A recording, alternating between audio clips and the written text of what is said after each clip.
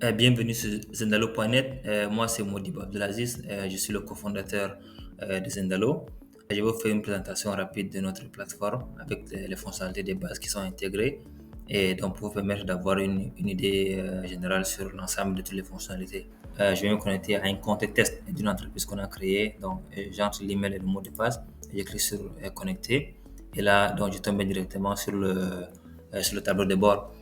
Dans la partie de gauche, on voit toutes les fonctionnalités qui sont intégrées dans l'application. Donc, il y a la partie tableau de bord, la partie points de vente. Donc, quand je clique ici, ça liste les points de vente qu'on a intégrés. Ça peut être des magasins, ça peut être salon de beauté esthétique, café, resto et tout ça. Ici, nous avons un exemple café-restaurant. Quand je clique, donc, j'ai la liste de toutes les transactions effectuées dans ce point de vente. Et si je vais effectuer une nouvelle commande, je clique sur nouvelle commande. Dans la partie de gauche, la liste de tous les produits avec leur nom, prix déjà tout prédéfini. Et dans la partie de droite, c'est pour voir le panier. Si par exemple, je vais ajouter le thé vert dans le panier, je clique. Et là, vous voyez automatiquement donc, un article a été rajouté et avec le net à payer et tout. J'ai fait la même chose pour sélectionner encore d'autres produits. Une fois terminé, je clique sur valider. Et là, vous voyez automatiquement donc la commande a été validée. Maintenant, il faut payer. Donc, et le montant à payer, c'est 1400. Donc, je clique sur payer. Et là, j'entre le montant à payer et j'entre la caisse de destination. Et là, directement, quand je clique sur payer, nous avons notre commande qui vient d'être validée. Vous voyez le reçu de paiement. Et là, je peux directement cliquer ici pour imprimer le reçu au niveau des imprimantes thermiques, etc. Bon, ça, c'est en ce qui concerne les points de vente. En bas des points de vente, nous avons la partie rendez-vous. Donc ici, c'est la partie pour gérer les différents rendez-vous. Ici, nous avons la liste de tous les rendez-vous que nous avons enregistrés. Vous voyez, par exemple, ici, on voit le total de rendez-vous que nous avons aujourd'hui, le total de rendez-vous qui sont en attente, le total de rendez-vous qui sont confirmés, qui sont annulés, qui sont clôturés, en tout cas avec tous les statuts. Et ici, on a la liste de tous les rendez-vous. Par exemple, pour chaque rendez-vous, on peut voir la date et l'heure et le montant total de la prestation, et le nom et le numéro de téléphone de la personne. Si par exemple, on veut rajouter un rendez-vous, on clique sur ajouter. Et là, ici, on peut renseigner le nom et prénom de la personne, son téléphone, son email, la date et l'heure de son rendez-vous. Et là, on valide et on a la liste et le suivi de tous nos rendez-vous ici. Et nous avons la partie pour gérer les clients. Donc ici, nous avons la liste de tous les clients enregistrés. Vous voyez, pour chaque client, on a sa référence, son nom et prénom, sa photo, son contact, le chiffre d'affaires qu'il a généré en hors taxe et en TTC. Et quand on clique pour voir les détails de chaque client, donc on a ici le profil d'un client. Et juste en bas, vous voyez, donc on a tous les documents liés à ce client, les devis qu'on a effectués pour ce client, les bons de livraison, les factures, donc, tout ce qui est bon de sortie, historique et solde. Donc, ça nous permet d'avoir une vue d'ensemble sur toutes les transactions que le client a effectuées. Et la même chose aussi avec le fournisseur aussi. Donc, on a une liste des fournisseurs et pour chaque fournisseur, donc, on peut entrer et voir aussi ses détails, les commandes qu'on a effectuées pour ces fournisseurs, les factures, son solde, son contact, toutes les informations. Et nous avons la partie employé aussi. Donc, ici, on a la liste de tous les employés. Pour chaque employé, on a sa référence, son nom et prénom, contact, le centre là où il travaille, sa fonction, son salaire de base. Et quand on clique par exemple pour voir les détails d'un employé, ici on peut rajouter sa photo, on peut voir ses informations personnelles pour la date de naissance, numéro CNI, statut matrimonial, fonction, toutes les informations. Et nous avons la partie horaire de travail ici, donc ça permet de configurer les horaires de travail de chaque employé. Par exemple, pour cet employé, il va travailler de lundi à samedi. Donc, on peut configurer, par exemple, pour chaque jour, telle heure, il va commencer le travail, telle heure, il va terminer. Et là, ça permet que dans la partie gestion de présence, on peut calculer donc s'il y a eu des heures supplémentaires, etc. Juste en bas, maintenant, nous avons la partie opération. Ici, nous avons la partie vente, achat, produits et stock. Quand je clique sur vente, nous avons tout ce qui est documents de vente, donc devis, commande client, les bons de livraison, les factures clients, les bons de sortie. Quand je clique sur devis, ici j'ai la liste de tous les devis que j'ai créés. Donc vous voyez ici on a la référence du devis, le nom du client, le montant hors taxe, le montant TTC et le statut du devis. Donc si je veux ajouter un nouveau devis, donc je clique ici sur ajouter. Vous voyez donc ça a été créé un devis vide à l'état brouillon. Et là maintenant, ici à gauche, nous avons les informations de l'entreprise. Ici, nous avons la partie pour choisir le client. Donc, si le client existe déjà, vous pouvez rechercher et sélectionner. Si le client n'existe pas, vous pouvez directement cliquer ici et rajouter le client ou choisir le type de client. Ça peut être une entreprise ou bien un particulier. Et si vous allez renseigner maintenant les différents articles que vous souhaitez intégrer dans votre devis. Donc ici, je vais choisir un produit au hasard et je peux encore choisir notre produit. Donc vous pouvez faire autant de fois, donc vous pouvez choisir autant de produits que vous voulez. Et maintenant, une fois rajouté, vous pouvez modifier la désignation, modifier sa quantité, le prix unitaire, la remise, donc s'il y a eu des remises en pourcentage, etc. Et puis maintenant, donc ici on a le récapitulatif du document. À droite maintenant, on a la partie pour configurer le devis. Donc, par exemple, ici, on peut modifier, on peut cacher la quantité, cacher la référence, ajouter la date d'échéance, s'il y a une date de livraison.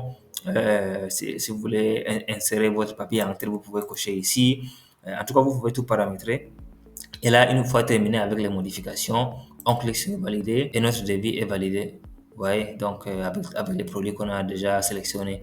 Et là maintenant, on peut directement cliquer à télécharger ça en PDF ou bien on peut directement cliquer ici et envoyer à notre client par mail. Tout ce qui est document de vente, c'est pareil, c'est la même chose que ce soit avec les factures, les bons de livraison et tout.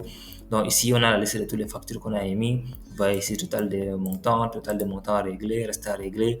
On a la liste de toutes les factures ici avec les clients et tout. Et puis maintenant, si on veut rajouter une nouvelle facture, on clique sur rajouter. Et là, automatiquement, donc, ça va créer une facture à l'état brouillon. Donc, comme on a fait précédemment, c'est la même chose, c'est le même principe des documents. On va sélectionner notre client, on va sélectionner les différents produits et services que nous voulons ajouter dans la facture. On clique sur ajouter une ligne et dans la partie de droite, on peut configurer le document comme on a vu précédemment. Mais sauf que ici, au niveau des factures, on peut encore configurer si c'est une facture récurrente, ça veut dire que ça va se générer chaque mois, chaque semaine ou chaque année. Et là, automatiquement, le système va générer la facture et le client il va recevoir la facture par mail. Et on peut facturer en plusieurs devises, en dollars, en euros, tous les devises sont intégrés et on prend en charge le taux du jour également. Et la même chose avec les documents d'achat aussi, nous avons les commandes, ça c'est les commandes fournisseurs. Ici aussi, donc, on crée un document et puis on choisit le fournisseur. Et une fois choisi, on sélectionne les produits qu'on souhaite commander, on configure le document et on valide et puis on envoie directement le document on transfère ça à notre fournisseur. Et la même chose aussi avec les factures fournisseurs, on peut rajouter les différentes factures d'achat. Et là, ça permet qu'au niveau de la partie finance, donc on a une historique d'ensemble sur toutes les dépenses. Et nous avons également la partie pour gérer les produits et services. Donc ici, quand je clique, j'ai la liste de tous les produits que j'ai dans le système. Ici, la référence, l'image, la désignation, le type de produit, le prix d'achat, le prix de vente, en tout cas toutes les informations. Et quand je clique par exemple sur n'importe quel produit, donc on voit la page détail avec le nom, le type du produit, le prix de vente, tout ça là, on peut modifier toutes les informations. Et les produits sont par catégorie, par marque, etc. Et puis maintenant, nous avons la partie gestion des stocks. Donc ici, on a entrepôt. On peut avoir plusieurs entrepôts et dans chaque entrepôt, on peut entrer et consulter l'état du stock, dans la référence. Et pour chaque produit, on voit telle quantité en stock en ce moment, la valeur totale qui est en stock, le prix d'achat, le prix de vente. Et on peut également faire les inventaires des produits donc pour redéfinir les quantités. Et on peut suivre les mouvements de chaque produit, donc si ça a été livré, par qui, provenant de tel entrepôt, etc. Et puis, on a la partie maintenant en bas pour gérer le personnel. Donc, ici, quand je clique sur personnel, enregistrement, donc je choisis un point de vente. Et dans chaque point de vente, on a la liste de tous les employés. Et pour chaque employé, pour chaque date, on doit définir son heure d'arrivée, son heure de départ. Et là, ça permet que dans la partie présence, donc on peut filtrer par exemple par employé et on voit sur une période, par exemple, pour cet employé, Anissa, la présence du premier 9e mois au 39e mois. Et pour chaque jour, on peut voir, par exemple, pour le 5e mois, on voit que l'employé est arrivé à 8h30, rentré à 21h47, ce qui est équivalent à 13h17 minutes de travail. Et le jour-là, cet employé a fait 4 heures supplémentaires. Et là, ça permet que dans la partie paye, on peut calculer et voir les heures supplémentaires, s'il faut rembourser, etc. Et puis, donc, on a la partie maintenant congé. Ici, on liste tous les congés que les employés ont demandé. S'il y a une nouvelle demande, on clique sur ajouter. Et là, on choisit notre employé et on choisit le type de congé. Ça peut être congé annuel, maladie, parental, sabbatique, tous les congés. Et puis, lorsqu'on va cliquer, on peut rajouter une description et on peut choisir maintenant la période que l'employé souhaite quitter. Et là, on a laissé tous les congés. Et c'est par statut. Vous voyez ici, donc ça peut être soit approuvé ou refusé ou en attente. Une fois rajouté le congé, donc le manager ou bien le gérant est libre d'accepter, donc d'approuver ou bien de refuser la demande du congé. Et puis maintenant, on a la partie paye. Ici, après avoir effectué toutes les configurations nécessaires, on a la liste de tous les paiements qu'on a effectués. Par exemple, pour une période, par exemple, pour le mois de septembre, et du 1er novembre mois au 30 novembre mois, on a généré un bulletin de paie pour 3 employés, ce qui fait un total de 285 000 francs CFA, dont le salaire net qu'on a payé. Et puis, dans le statut est payé. Et quand on ouvre, on peut voir la liste de tous les employés. Et pour chaque employé, on peut voir son salaire de base, le total des gains que l'employé a eu. Ça peut être des indemnités, transport, logement, internet, tout ça. Et on peut aussi voir le total retenu. Ici, ça peut être des taxes, ça peut être des CNPS, ça peut être des retenues. Et donc, la personne avait plus d'avance. En tout cas, tous les retenues possibles. Et puis, on a son salaire net. Et aussi, donc, on a le statut qui a été validé, ça veut dire qu'on a terminé la modification de chaque bulletin de paie. Et quand je clique ici, donc directement, je peux imprimer dans le bulletin de paie. Et puis, donc, on a la partie maintenant gestion finance, donc tout ce qui est trésorerie et banque. Donc, quand je clique sur trésorerie, ici, on a plusieurs comptes. Et dans chaque compte, on a toutes les opérations enregistrées, ça, les opérations entrée et sortie d'argent. On a le solde du compte et de la caisse. On a total recette, total dépense et on peut filtrer sur une période. Si on veut ajouter une nouvelle opération, on clique sur ajouter, on choisit le type d'opération. Ça peut être une dépense ou bien une recette. Et pour chaque opération, on a la liste de toutes les catégories. On renseigne le montant et la date de l'opération, on enregistre et l'opération se rajoute directement ici.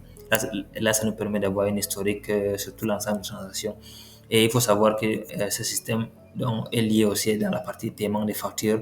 Donc, ça permet qu'on a une vue d'ensemble sur le flux des transactions effectuées sur une période.